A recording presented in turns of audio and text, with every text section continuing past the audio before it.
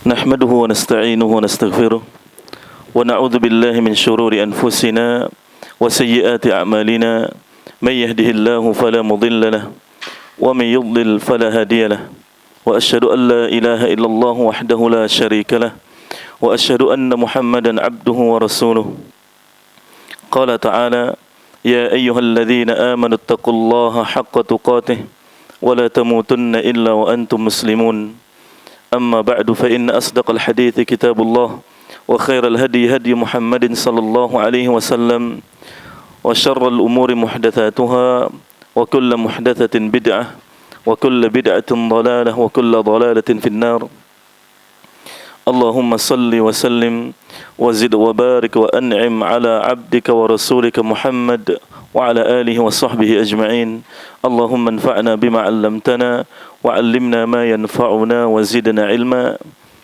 Pertama, marilah kita bersyukur kepada Allah Subhanahu wa taala dan kembali kita mengingatkan diri kita sendiri dan jamaah sekalian untuk senantiasa bersyukur kepada Allah Subhanahu wa taala.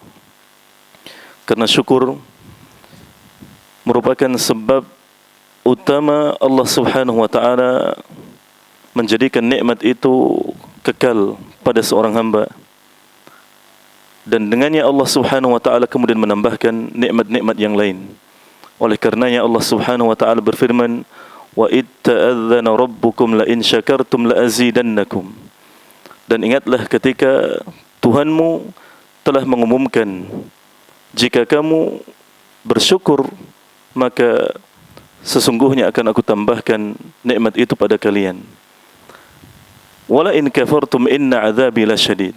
Kebalikannya, jika kita kemudian kufur kepada Allah Subhanahu wa taala, maka balasannya pun begitu mengerikan, bahwa azab Allah Subhanahu wa taala begitu pedih.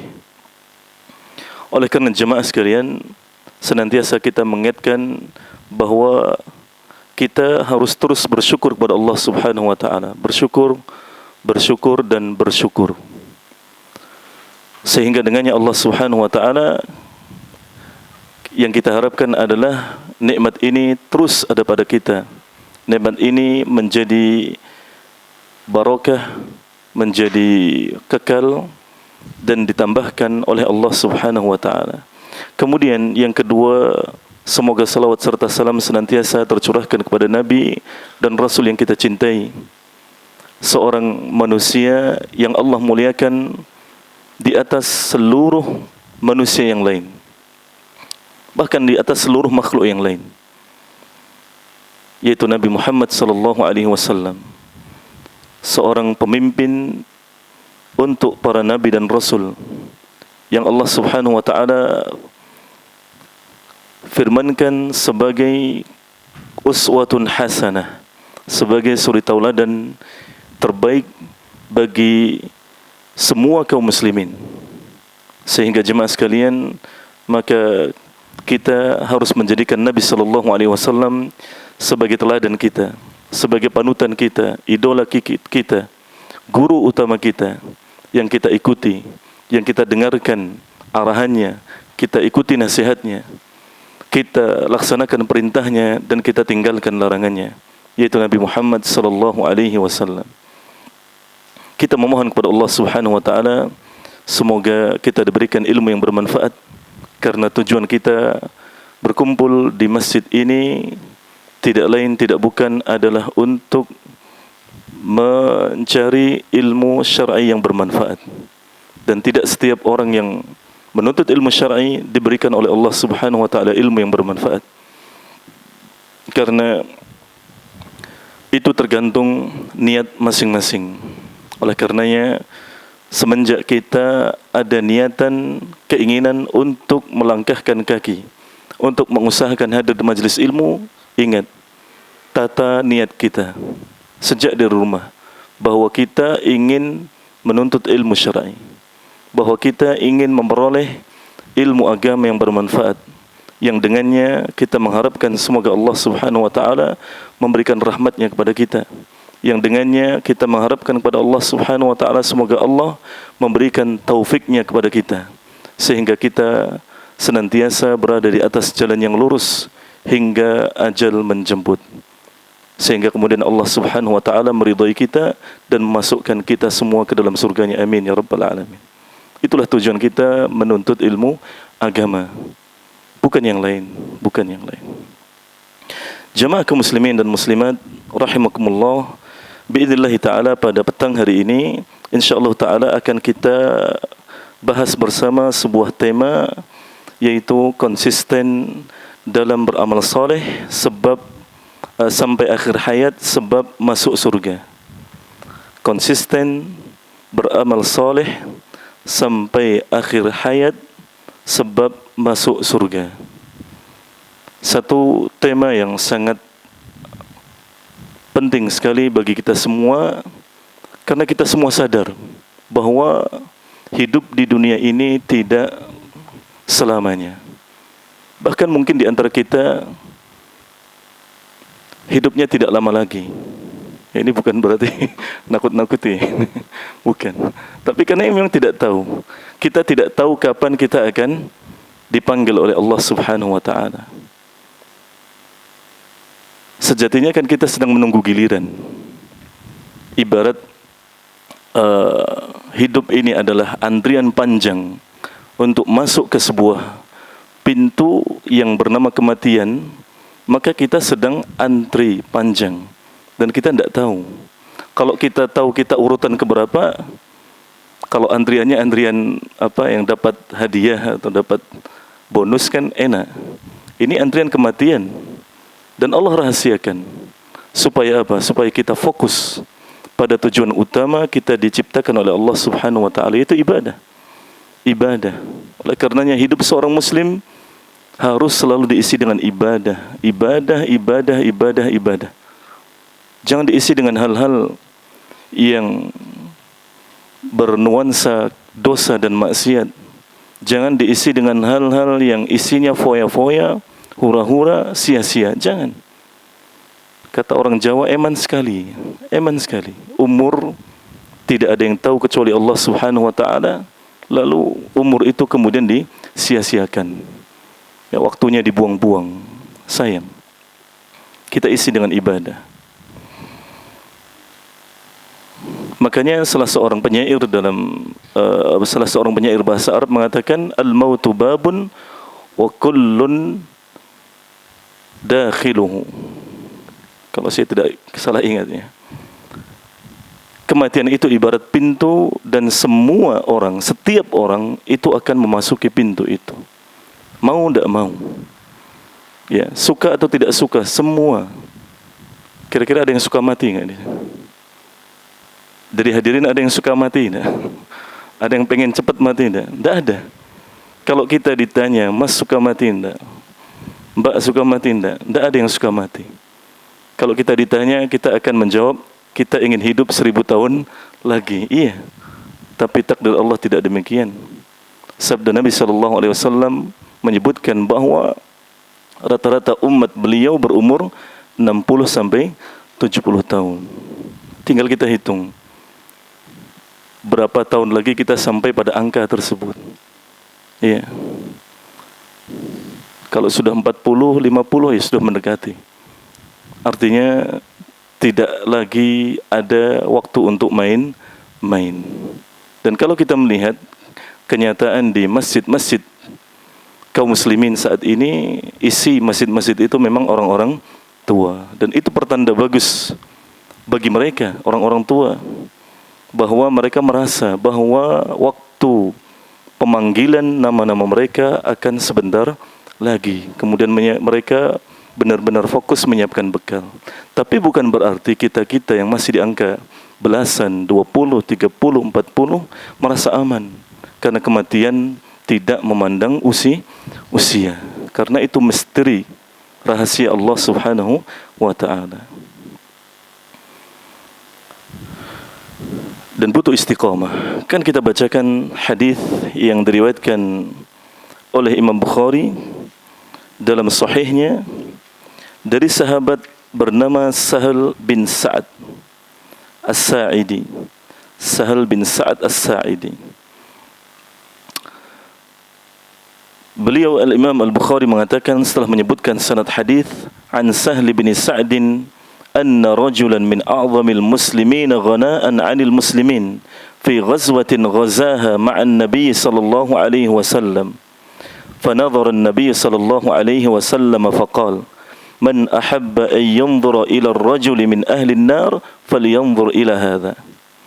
Dari Sahl bin Sa'ad bahwa ada seorang laki-laki yang termasuk paling besar jasanya untuk kaum muslimin dalam peperangan yang dia ikuti bersama Rasulullah sallallahu alaihi wasallam. Kemudian Nabi sallallahu alaihi wasallam memperhatikan orang itu dan bersabda, barang siapa ingin melihat lelaki penghuni neraka, silahkan lihat orang ini. Mengerikan ini. Ini orang dari kalangan sahabat tidak? Dari kalangan sahabat.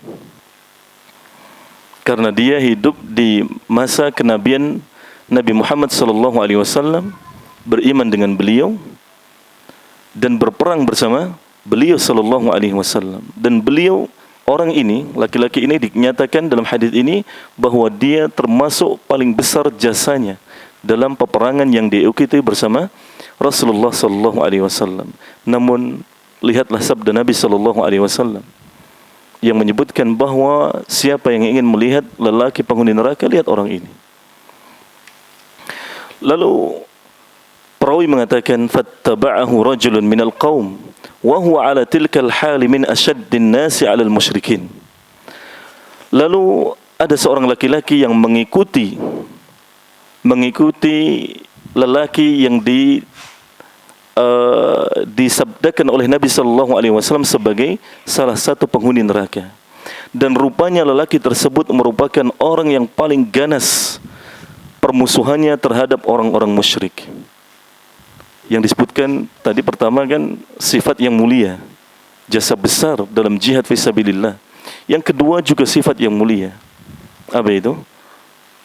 Permusuhan terhadap orang-orang musyrik, permusuhan yang ganas, yang keras terhadap orang-orang musyrik.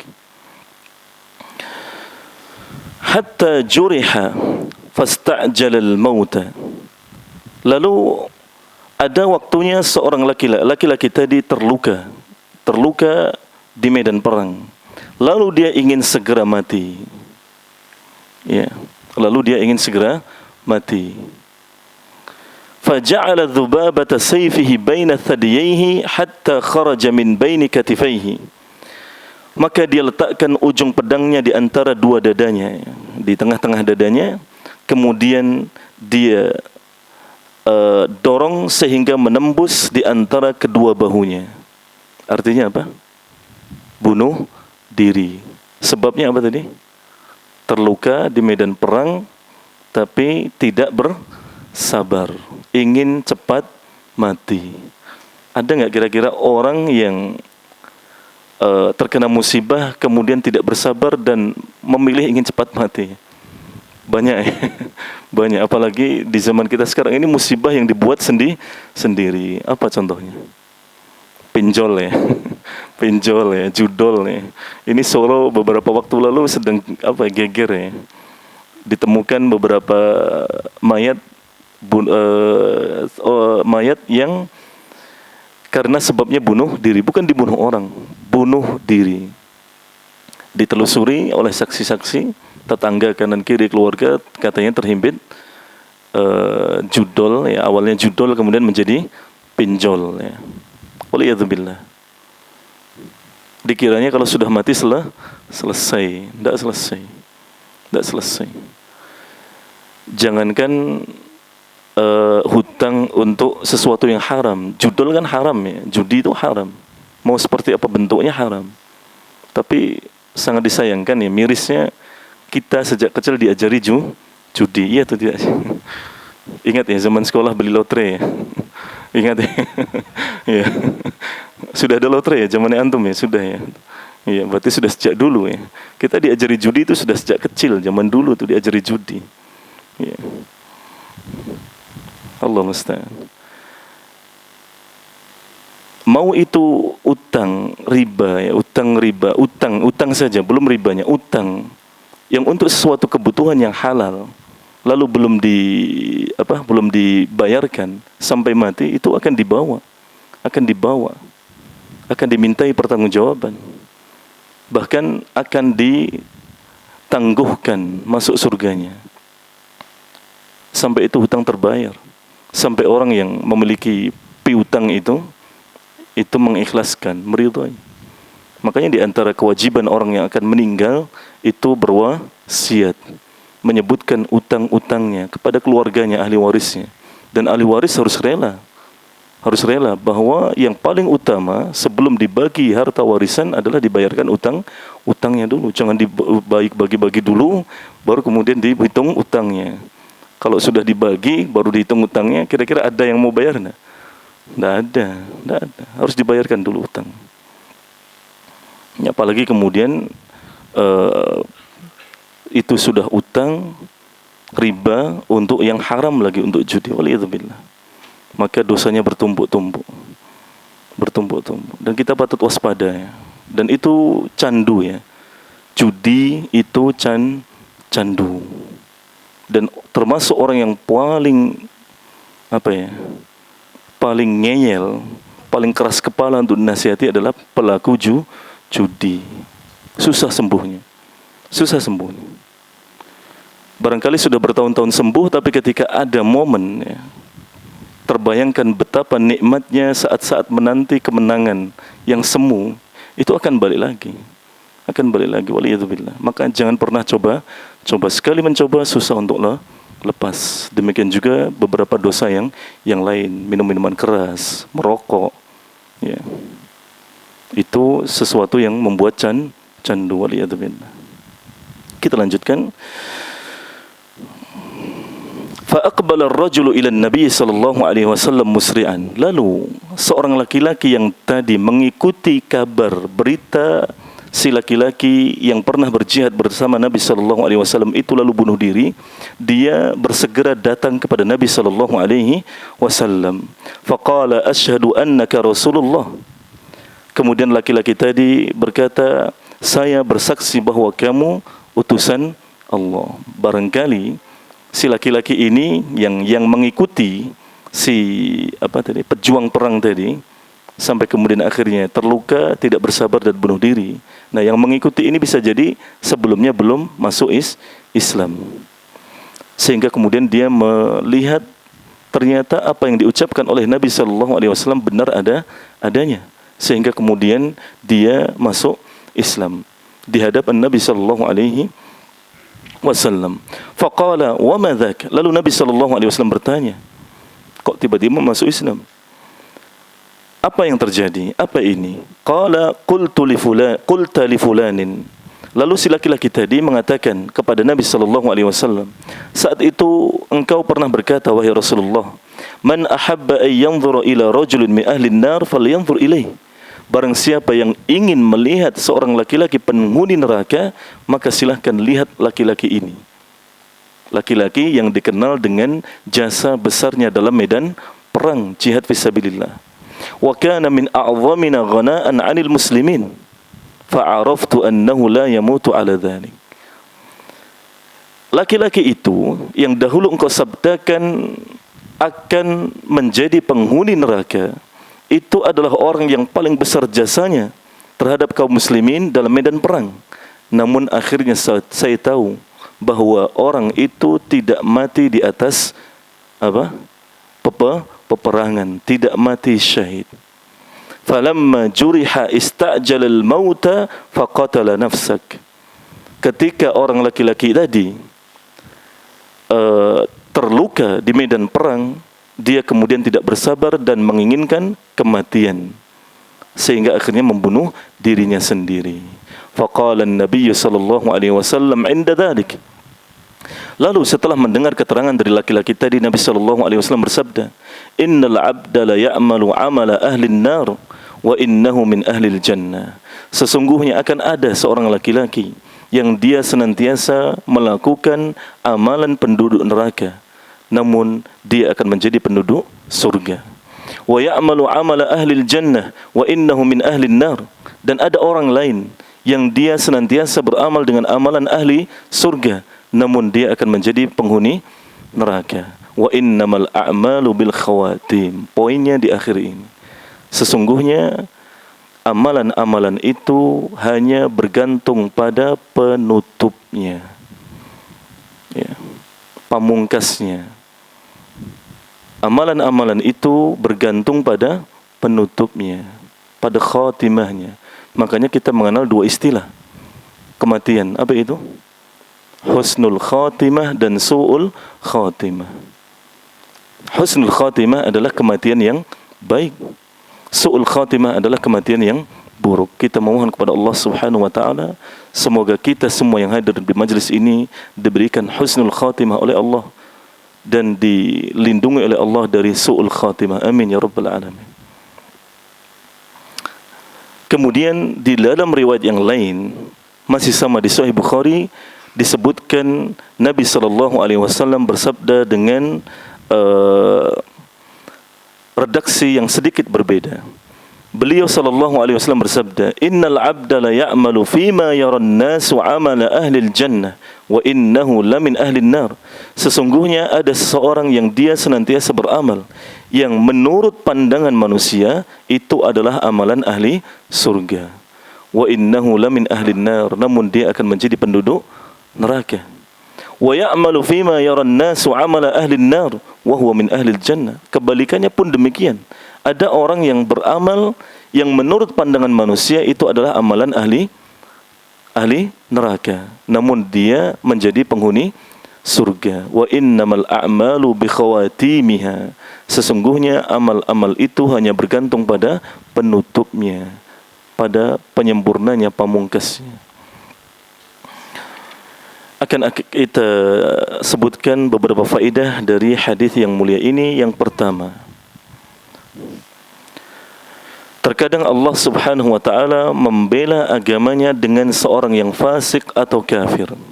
Terkadang Allah Subhanahu wa taala membela agamanya dengan seorang yang fasik atau kafir. Kalau dilihat dari hadis ini, si laki-laki yang akhirnya terluka, tidak bersabar, kemudian bunuh diri, itu fasik atau kafir ya? Ini tes nih, tes akidah Ahlussunnahnya benar-benar apa enggak ini? Fasik atau kafir ya? Loh, bukannya bunuh diri itu dosa besar ya? Pelakunya murtad enggak ini? Murtad enggak? Yang berpendapat murtad angkat tangan coba. Enggak ada. Yang berpendapat tidak murtad angkat tangan coba. Yang enggak angkat tangan apa ini? Ragu ya? Jangan ragu ya. Ayo belajar akidah Ahlussunnah wal Jamaah yang benar. Jangan selang-seling ya, biar tidak keliru informasinya, ilmunya. Iya. Pelaku dosa besar selain dosa yang membuat pelakunya keluar dari agama Islam, yaitu kufur, syirik, nifak, maka pelakunya tidak dihukumi kafir meskipun mati di atas dosa itu, dengan satu catatan, tidak menganggap dosa itu halal. Dengan satu catatannya, tidak menganggap dosa itu halal, boleh. Kalau menganggap dosa itu boleh halal ya, langsung kafir secara hukum kaedah. Ini kita bicara tentang satu hukum kaedah ya, bukan penerapan ke orang per orang ya. Karena beda. Dalam urusan takfir itu ada takfir mutlak, ada takfir muayyan. Takfir mutlak itu berbicara tentang kaedah. Ada perbuatan A yang merupakan sebab pelakunya kafir, maka dihukumi pelakunya kafir secara kaedah umum. Ada takfir muayyan, penerapan hukum ini kepada orang per orang, itu tidak boleh serampangan, tidak boleh dilakukan oleh kita yang masih penuntut ilmu. Kita belum sampai level ulama, kita masih penuntut ilmu. Junior atau senior ini? Yes, junior ya. Kalau bahasa Arab tuwailibul ilmi, penuntut ilmu junior. Kita ini masih junior. Berapa puluh tahun kita menuntut ilmu? Ya, sudah berapa buku yang kita habiskan? Sudah berapa jam per pekan kita hadir kajian? Paling kan akhir pekan saja. Itu pun kalau tidak kalah dengan agenda keluarga. Itulah kita. Makanya jangan menganggap kita senior. Jangan menganggap kita senior. Kalau dalam hadis ini pelaku tadi itu belum sampai tahap kafir fasik, tapi dia punya andil menolong agama Allah, yaitu berjuang di medan perang bersama Nabi Sallallahu Alaihi Wasallam. Kalau yang kafir, ayo, orang kafir yang membela agama Islam siapa? Abu Talib, paman Nabi Sallallahu Alaihi Wasallam. Wah, ini ciri Wahabi ini, tidak sopan kepada keluarga Nabi. Keluarga Nabi dikatakan kafir. Loh, yang dinamakan Ahlul Bait itu kan yang beriman. Kalau tidak beriman nggak jadi Ahlul Bait. Makanya ketika Nuh alaihi salatu wassalam meminta kepada Allah Subhanahu wa taala supaya anaknya itu diberikan ampunan karena dia termasuk ahli bait, dia dibantah oleh Allah Subhanahu wa taala, ditegur.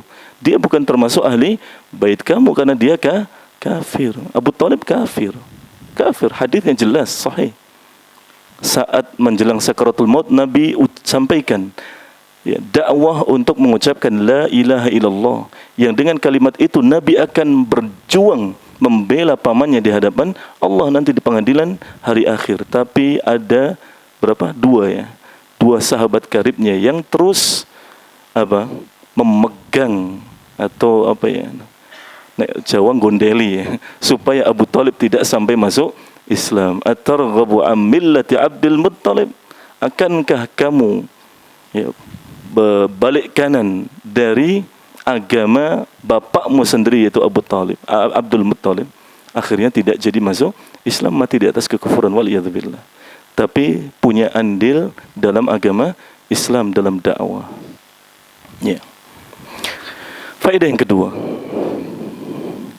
mukjizat Nabi Sallallahu Alaihi Wasallam. Kira-kira apa mukjizat Nabi dalam hadis tadi?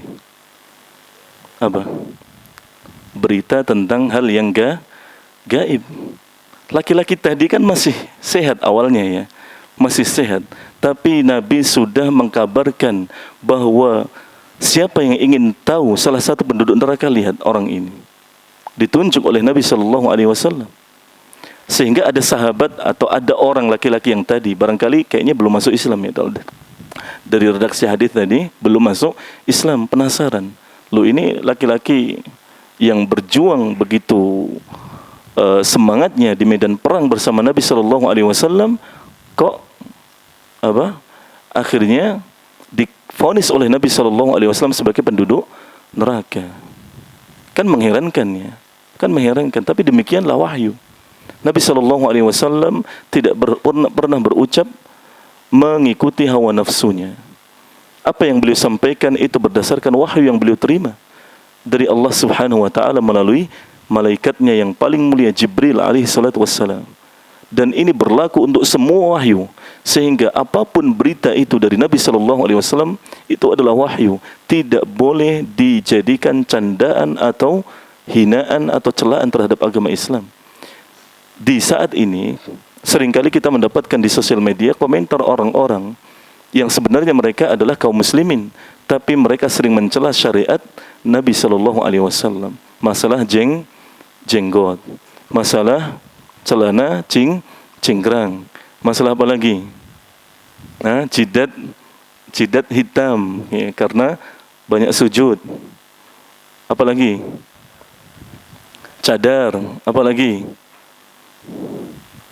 Minum kencing unta untuk pengobatan. Walah Wahabi sukanya minum kencing unta, makanya error. Allah musta'an. Minum kencing unta itu disabdakan oleh Nabi Sallallahu Alaihi Wasallam, yang Allah firmankan, wa ma yantiqu 'anil hawa in huwa illa wahyun yuha. Dia Muhammad tidak pernah berucap berdasarkan hawa nafsunya, melainkan berdasarkan wahyu yang dia terima. Enggak sembarangan Nabi Sallallahu Alaihi Wasallam menyuruh beberapa sahabat waktu itu untuk minum kencing unta, enggak sembarangan. Bukan iseng-iseng, barangkali manjur, bukan. Kalau itu kan kita ditanya sama teman, ini saya punya penyakit begini, wah coba minum ini, ya alhamdulillah enggak mati gitu. Kalau memang kita punya ilmu kesehatan tentang itu enggak masalah. Kalau enggak, jangan. Bisa jadi orang celaka karena saran kita, karena kita bukan ahlinya. Itu seringkali dijadikan celaan, enggak boleh. Tidak boleh. Itu berdasarkan wahyu.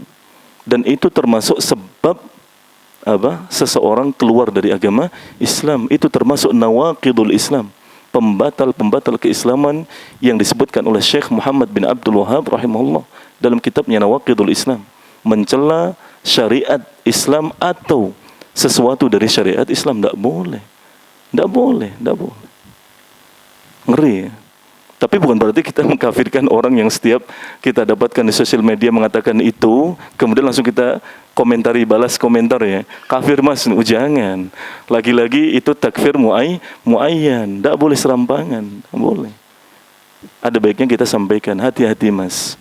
Mencela syariat Islam atau sedikit dari syariat Islam bisa menyebabkan pelakunya keluar dari agama Islam, disadari maupun tidak disadari. Wahabi ini, takfiri, mesti belajar kitabnya Syekh Muhammad bin Abdul Wahhab. Loh, kalau memang hukumnya seperti itu bagaimana? Nawaqidul Islam itu kan kita pelajari supaya kita waspada. Kita berwudu, kita kan belajar nawaqidul wudu, pembatal-pembatal wudu, sehingga kita tidak sembarangan. Sudah kentut, tetap sholat. Itu kan bahaya. Sama seperti itu. Sama seperti itu. Dalam hal ini kan perkara gaib yang tadi diberitakan oleh Nabi sallallahu alaihi wasallam itu mukjizat Nabi sallallahu alaihi wasallam. Dan perkara gaib tidak bisa diketahui kecuali dengan wahyu. Dan beberapa kesempatan Nabi sallallahu alaihi wasallam belum mendapatkan wahyu, Nabi tidak menjawab ketika ada sebuah pertanyaan. Kemudian yang ketiga, faedah yang ketiga, tidak semua perang itu keburukan. Perang fisabilillah untuk meninggikan agama Allah adalah kemuliaan. Kan sebagian orang memahami bahwa agama Islam ini yang dibawa oleh Nabi Muhammad sallallahu alaihi wasallam adalah agama teror, agama perang, agama kekerasan. Padahal tidak pernah dalam sejarah Nabi sallallahu alaihi wasallam tiba-tiba menyerang. Tidak. Dan tidak ada gerilya. Ada enggak gerilya? Malam-malam perang di zaman Nabi sallallahu alaihi wasallam. Tidak ada. Tidak ada. Perangnya zaman Nabi sallallahu alaihi wasallam itu fair, gentleman, ya. Ada jadwalnya, berhadap-hadapan, mulai. Bahkan kadangkali diawali dengan duel satu lawan satu. Sebagaimana yang terjadi di kisah-kisah para sahabat, di antaranya Ali bin Abi Thalib. Saking kuatnya Ali bin Abi Thalib, ketika pedang dia sabetkan ke kepala musuh, itu terbelah sampai selangkangan. Kira-kira kita bisa nggak ini? Bisa nggak angkat galon saja encok? Ya. Itulah para sahabat, orang-orang kuat, pejuang di medan perang. Ya. Makanya Nabi pernah menyabdakan, seorang mukmin yang kuat itu lebih mulia dan lebih dicintai oleh Allah daripada mukmin yang lemah. Makanya kita semangat olahraga. Tapi jangan sampai olahraganya mengalahkan pengajiannya, jangan. Ya, jangan. Harus ada porsinya masing-masing. Lebihkan pengajiannya daripada olahraganya. Kemudian yang keempat, seorang mukmin meyakini berita yang disampaikan oleh Nabi sallallahu alaihi wasallam, walaupun terkadang susah diterima oleh akal atau perasaan. Loh, ini lagi-lagi akal itu harus tunduk kepada wahyu. Akal itu harus tunduk kepada wahyu. Jangan sampai wahyu yang dipaksakan tunduk kepada akal. Sebagian orang saat ini kan demikian. Kenapa sih? Karena mereka kiblatnya kepada para filosof, ahli filsafat. Plato, Aristoteles, Sokrates, Hippokrates. Ya, orang-orang seperti itu. Mereka orang-orang beriman tidak? Enggak, mereka orang-orang musyrik, orang-orang kafir. Penyembah dewa, penyembah matahari, bintang-bintang. Kok dijadikan kiblat dalam hal ilmu? Mau dibawa kemana imannya? Mau dibawa kemana agamanya? Kan rusak jadinya, rusak. Ketika ada dalil dari syariat, dari Al-Quran maupun hadis, akan dipaksakan mengikuti akalnya. Karena kata dia tidak sesuai logika. Bukan dalilnya dipaksakan, logikanya harus dipaksa tunduk pada dalil. Kok ada orang kemudian berkomentar, ya tidak mungkin lah, masa gara-gara kain nutupi mata kaki masuk neraka? Apa ini? Ini kan nggak masuk logika. Loh, Agama itu bukan dengan logika. Iya, ada kalanya akal ini dipakai untuk memahami dalil-dalil syariat, tapi tidak mutlak dengan akal. Enggak. Ketika ada hal-hal yang bertentangan dengan akal, akal yang diminta tunduk patuh kepada dalil. Makanya para sahabat seringkali mengatakan sami'na wa ata'na. Kami mendengar, kami taat. Tidak ada yang protes. Tidak ada yang protes, tidak ada yang komentar, komplain, tidak setuju. Tidak. Kalau memang Allah perintahkan kita laki-laki angkat pakaian di atas mata kaki, angkat. Apa susahnya? Padahal sudah disampaikan oleh Nabi ancamannya neraka. Jangan terus masak gara-gara begini masuk neraka. Ya kalau tidak percaya dicoba saja. Tidak percaya coba saja gitu. Allah musta'an. Nanti kan menyesal sendiri. Tapi jangan ajak-ajak orang lain dong gitu. Ya, jangan pakai akalnya. Jangan. Apa susahnya? Diangkat. Banyak hal yang kemudian diingkari oleh sebagian kaum muslimin karena tidak sesuai akal. Banyak.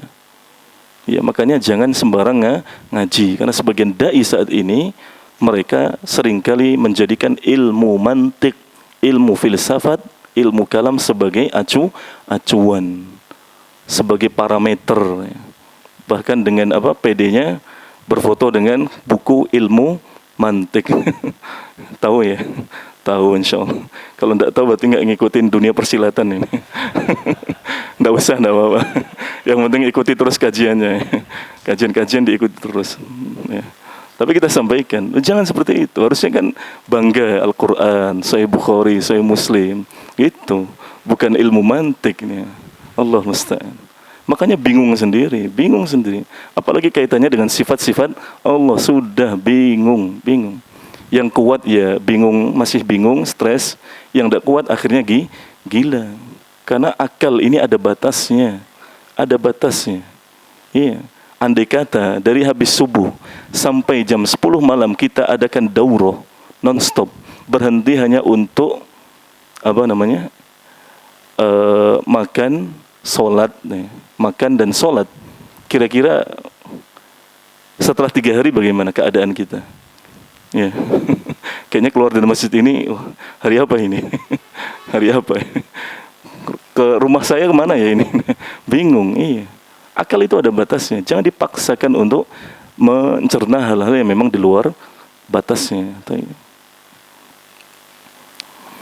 Makanya harus kita yakini kalau itu memang dari Nabi Shallallahu Alaihi Wasallam. Sudah waktunya adzan? Sudah. Silakan adzan dulu. Kita break sebentar. Bismillah, kita lanjutkan lagi. Kemudian yang berikutnya, yang kelima, faedah yang kelima, larangan bunuh diri sebab ancamannya adalah neraka. Dan sebuah dosa ketika disebutkan ancamannya adalah neraka, berarti dosa itu adalah dosa besar, bukan dosa main-main, bukan dosa kecil, dosa besar. Lo kan diri dia sendiri, Ustaz. Kata siapa? Semua yang ada pada kita berupa nikmat itu adalah kepemilikan Allah Subhanahu wa ta'ala, kepunyaan Allah. Makanya ketika kita ditimpa musibah, kita disyariatkan mengucapkan doa istirja yang lafadznya inna lillahi wa inna ilaihi raji'un. Sesungguhnya kami adalah kepunyaan Allah dan kepadanya kami akan kembali. Jangankan harta kita, keluarga kita, diri kita sendiri saja itu milik Allah. Makanya para ulama memfatwakan tidak boleh menjual anggota badan. Tidak boleh. Karena itu bukan milik kita. Kira-kira kalau ada rumah bagus, kira-kira laku mahal terus jenengan asal jual, marah enggak yang punya? Marah enggak? Marah, bukan punya antum jual, marah. Ini juga sama. Makanya enggak boleh, bunuh diri enggak boleh. Melakukan dosa itu juga diharamkan. Kan diri saya, Ustaz, harta saya, sesuka saya mau melakukan apa, mau belanja bagaimana, mau beli apa, untuk apa, enggak seperti itu. Baik. Pertanyaannya, apakah pelakunya kekal dalam neraka? Ini ada kaitannya dengan pertanyaan tadi yang kita sebutkan di awal. Tadi kita berpendapat kafir tidak? Orang yang bunuh diri kafir tidak? Tidak, dengan catatan dia muslim dan tidak meyakini dosa itu halal. Tidak meyakini bahwa dosa bunuh diri itu boleh. Dia tetap dihukum muslim. Apakah masuk neraka kekal selama-lamanya? Jawabannya tidak. Selama status seorang masih muslim, dia tidak akan pernah kekal di dalam neraka. Akan ada saatnya dia dimasukkan oleh Allah ke dalam surga. Ini yang kelima. Kemudian yang keenam, kesesatan anggapan bom bunuh diri sebagai mati syahid, mencari mati syahid. Kesesatan anggapan bom bunuh diri sebagai usaha untuk mati syahid. Ya, dulu tahun berapa itu ya? 2000-an ya, sepertinya ya. Iya, zaman saya masih nyantri itu ya. Tahun 2000-an. Indonesia geger dengan fitnah satu ini, bom bunuh diri. Apalagi dengan diiming-imingi apa? Pelakunya akan mendapatkan bidadari surga. Pemuda mana yang tidak gelap mata ketika dijanjikan bidadari surga? Wong dijanjikan kalau selamat dapat 4 akhwat gadis gitu aja sudah berangkat. Ya, apalagi surga, apa bidadari surga, ya berangkat. Ini doktrinnya, cuci otak, bahaya. Makanya cari kajian yang berakidah Ahlus Sunnah wal Jamaah, bermanhaj salaf, supaya tidak sesat, tidak keliru melangkah. Kalau dalam bahasa Jepang apa namanya? Kamikaze. Sama itu, mau dibahasakan seperti apa, sama, hakikatnya bunuh diri yang diharamkan dalam agama Islam. Yang ketujuh, amal soleh akan diterima jika dilakukan dengan ikhlas. Amal soleh akan diterima jika dilakukan dengan ikhlas. Tentu ketika amal itu disebut soleh, itu namanya apa? Sesuai dengan syariat Nabi Shallallahu Alaihi Wasallam. Karena sering kali diulang-ulang dalam kajian bahwa 2 syarat untuk diterimanya amal soleh oleh Allah Subhanahu Wa Taala. 1, niatnya ikhlas. 2, harus sesuai dengan syariat Nabi Shallallahu Alaihi Wasallam. Kalau kita barangkali yang lebih harus kita fokuskan adalah kaitannya dengan ikhlas. Karena untuk masalah wudu yang benar, insya Allah kita sudah belajar. Salat yang benar kita sudah bisa. Puasa yang benar sudah. Umroh, haji barangkali kita juga sudah sering. Ya, ada yang sudah sering umroh, sudah pernah haji, tinggal keikhlasan niat, dan itu berat. Makanya ada salah seorang ulama saleh mengatakan, ma'alajtu syai'an ashadda alayya min niyyati. Saya tidak pernah menata sesuatu yang lebih rumit daripada menata keikhlasan. Sulit. Di awal itu sudah ikhlas. Di tengah-tengah itu banyak bisikan. Belum lagi setelah selesai, tengok kanan kiri. Ada yang lihat enggak tadi? Ada yang lihat enggak? Enggak ada yang lihat, status dulu ya. Sedang di MAE nih kajian. Cari ilmu dulu. Iya kan, orang sekarang seperti itu. Bahaya. Itu bisa merusak keikhlasan. Enggak perlu orang tahu kita sedang di sini, enggak usah. Kalau bukan karena supaya faedah ini meluas, ya, banyak ustadz akan melarang perekaman video kajian. Iya. Tapi kan ada maslahat yang diinginkan. Iya. Baik. Kemudian yang ke-8, jangan menilai manusia hanya secara lahiriahnya saja. Jangan menilai manusia hanya secara lahiriahnya saja. Loh, katanya don't judge the book by its cover. Ya, antum lebih paham lah. Bahasa Inggris nilai saya tidak tinggi. Ya. Jangan menilai orang dari covernya, dari sampulnya. Ini kan tidak ditelan mentah-mentah. Artinya apa? Memang pertama kali kita akan menilai covernya, tapi kemudian kita butuh cross check. Karena seringkali kaum muslimin tertipu dengan dai-dai yang ternyata dikira bermanhaj salaf, ternyata tidak. Ya, banyak kan ya. Banyak orang-orang yang Masya Allah Ustadz Fulan, Masya Allah Ustadzah Fulanah, Masya Allah. Ternyata setelah dan di awal-awal asatidzah kibar itu sudah memberikan wanti-wanti. Hati-hati, jangan mudah terpedaya oleh dai-dai yang baru muncul.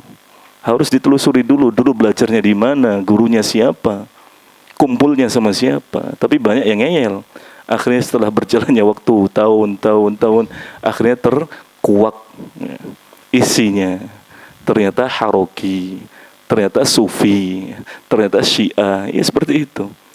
Dan para asatidzah kibar lebih paham tentang itu. Tapi kita sebagai jamaah seringkali ngeyel, orang bagus kok. Sama kok sama kajiannya ustadz yang lain ya. Karena memang awalnya tidak akan langsung menampakkan isi ya, paling dalam enggak. Yang ditambahkan kan kulit-kulit luarnya dulu ya. Baru kemudian masuk ke inti-inti dalamnya. Hati-hati ya. Kemudian yang ke-9, tidak semua orang yang mati di medan perang menjadi syahid. Sebab kita tidak tahu akhir hidupnya dan isi hatinya. Ini satu catatan bagi kita, bahwa menilai seseorang husnul khatimah atau tidak itu bukan dari luarnya. Ini orang mati ketika sujud dalam sholat, berarti husnul khatimah. Itu orang mati ketika ibadah haji, berarti husnul khatimah. Kalau itu doa, boleh, semoga Bapak Fulan, Ibu Fulanah itu husnul khatimah, boleh.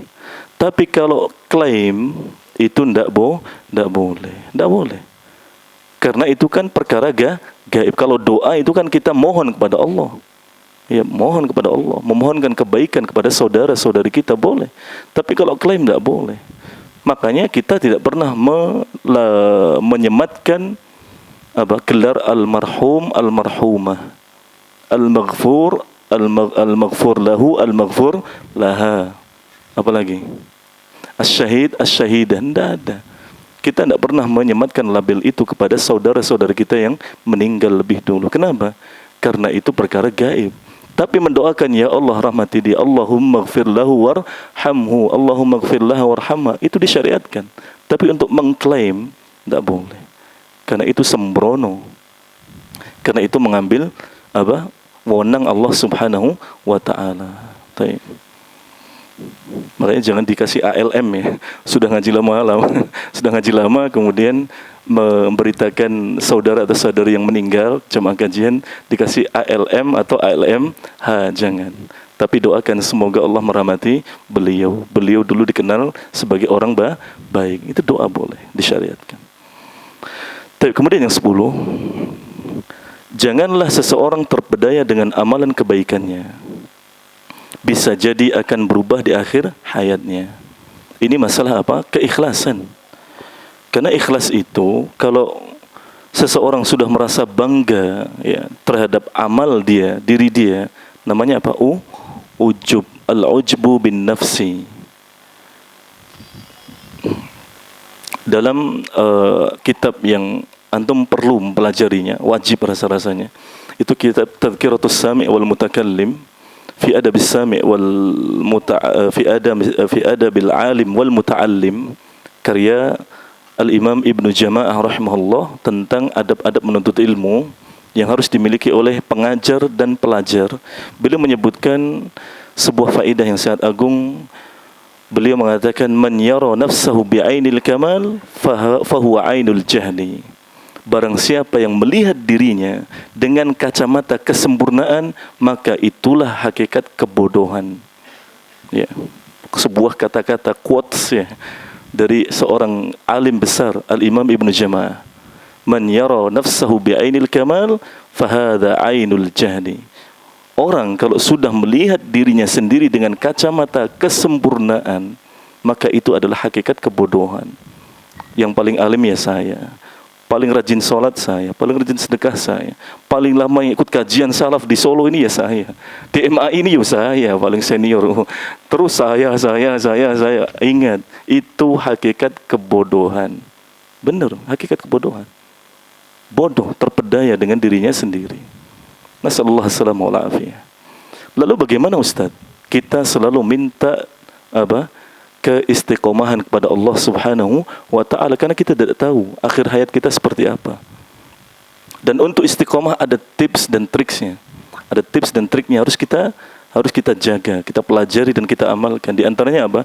Selalu ada di komunitas yang baik. Jangan pernah tinggalkan kajian. Selalu mengenal jamaah kajian, hadir pada kajian. Ya, jangan pernah lepas ya. Karena setan itu selalu suka dengan orang yang sendiri. Sebagaimana serigala suka domba yang sendiri. Iya, makanya terus berada di komunitas seperti ini. Ya. Pindah kajian, maksudnya besok kajian di mana, harus terus di komunitas yang sama. Ya. Supaya kita bisa istiqomah. Dan kalau ada futur, ingat, minta nasihat kepada orang yang bisa memberikan nasihat dengan bijak. Ya, ada kalanya kita futur ya. Kita kan manusia biasa. Iman kita kan seringkali turun ya, jarang naiknya. Pas turun ya, tapi kadang kan turun sedikit ya. Tapi ada kalanya futur itu turun drastis, anjlok. Benar-benar anjlok ya. Ya, padahal sudah ikut kajian lama, tapi ada musibah, masalah, sehingga kemudian saya berhenti saja ya dari kesibukan ini ya. Saya ingin banting setir ya. Saya ingin balik kanan. Saya ingin fokus pada dunia, melihat teman-teman saya berhasil di dunia, sudah punya mobil ini, rumah di komplek perumahan itu, sudah begini, sudah begitu. Saya kok masih stagnan di sini. Ingat, itu bisikan setan. Itu bisikan setan. Terus dia ada sibukkan diri dengan ilmu. Dunia akan ikut. Dunia akan ikut. Untuk apa sih kita kumpulkan dunia banyak-banyak? Wong tidak kita bawa mati. Ambil secukupnya saja. Yang ke-11, sebelum terakhir, janganlah seorang putus asa dengan amalan keburukannya. Hendaklah dia bertaubat sebelum datang kematiannya. Ini, kalau kita melihat dari kita, bercermin, balik ke flashback ke beberapa tahun silam, kita kan bukan siapa-siapa. Kita orang awam, yang sholat 5 waktu saja jarang. Puasa Ramadan hanya ikut sahur dan buka. Ya. Iya, apalagi masalah belajar ilmu syar'i, hadir di kajian. Iya, mungkin hadir kajian, tapi kajian-kajian yang tidak ada ilmunya. Kajian yang hanya happy-happy saja. Hanya nyanyi, joget. Ya. Allah musta'an. Sibuk dengan dunia. Tapi kemudian Allah berikan hidayah kepada kita. Hidayah ini pegang erat-erat. Dan ketika ada orang yang baru ikut gabung dengan kita, katakan marhaban, ahlan wa sahlan. Selamat datang di komunitas kita, komunitas penuntut ilmu syar'i. Di sini kita bersama-sama belajar mencari ridha Allah, belajar agama Islam. Ya, jangan kemudian dilihat, ini bukan ikhwan ini. Ya, ini bukan ikhwan ini. Ini mesti ini ahli bid'ah ini. Ini jangan. Banyak dari saudara kita kaum muslimin yang belum paham. Makanya kita ada yang ikut ya. Jangan dipandang dengan mata sinis. Salamin, assalamualaikum, dari mana? Gimana kabarnya mas? Ya, kalau mau hadir terus mas. Ya, kasih jadwalnya, minta nomor WA-nya, kasih info-info kajiannya. Terus seperti itu. Begitu juga yang putri. Ya, ini belum cadaran. Kerudung kecil ini. Ini. Jangan. Karena seringkali sikap-sikap demikian akan membuat orang tidak jadi mendapatkan hidayah. Kita ya, menghalangi orang mendapatkan hidayah. Waliyadzubillah. Jadi jangan pernah demikian. Kita dulu juga seperti itu. Sama kita. Makanya jangan memandang orang dengan dengan pandangan sinis. Itu kan enggak diajarkan Nabi SAW. Nabi yang diajarkan Nabi itu kan ketika melihat saudara muslim dengan muka berseri-seri. Makanya beliau bersabda, la tahqiranna minal ma'rufi syai'an walau an talqa akhaka biwajhin talq. Jangan pernah meremehkan kebaikan meskipun berjumpa dengan saudaramu dengan wajah yang senang, berseri-seri. Ya. Tapi kan orang baru Ustaz, belum ngaji ini, belum ikhwan, belum akhwat nih. Ikhwan dia laki-laki, akhwat dia perempuan. Hanya saja baru memulai. Jangan dibikin kapok ya. Bikinlah tuman ketagihan ikut hadir kajian. Ternyata kajian salafi seperti ini, begitu ademnya. Tidak ada ribut-ributnya, tidak ada asap-asap yang bikin batuknya. Ya, tidak ada kelap-kelipnya. Enak seperti itu. Kemudian yang terakhir, sesungguhnya amalan itu ditentukan dengan penutupnya. Ini poin utamanya. Ya. Dan di waktu yang lain insyaallah ta'ala mungkin kita bisa sebutkan tips dan trik supaya kita tetap bisa istiqomah. Yang paling mudah ya tadi, selalu berusaha bersama orang-orang yang soleh. Makanya Allah berfirman dalam surat Al-Kahfi, wasbir nafsaka ma'al ladzina yad'una rabbahum bil ghadati wal 'ashyi yuriduna wajha. sabarkanlah dirimu untuk selalu bersama orang-orang yang berdoa kepada Tuhannya di waktu pagi dan petang, mengharapkan pahala, mengharapkan wajah Allah Subhanahu wa ta'ala. Kita diperintahkan untuk bersabar dalam komunitas ini. Ya, bersabar. Semoga kita diberikan keistiqomahan oleh Allah Subhanahu wa ta'ala. Saya rasa cukup sampai di sini. Semoga di lain waktu kita bisa melanjutkan tema yang masih ada kaitannya dengan hal ini. Kita mohon kepada Allah Subhanahu wa ta'ala, semoga kita diberikan ilmu yang bermanfaat dan dilindungi oleh Allah Subhanahu wa ta'ala dari ilmu yang tidak bermanfaat. Semoga amal ibadah yang kita usahakan menjadi ikhlas dan menjadi pemberat timbangan kebaikan di sisi Allah Subhanahu wa ta'ala. Wa sallallahu wasallam ala nabiyyina Muhammad wa ala alihi washabbihi ajma'in. Subhanakallahumma bihamdika asyhadu an la ilaha illa anta astaghfiruka wa atubu ilaik. Assalamualaikum warahmatullahi wabarakatuh.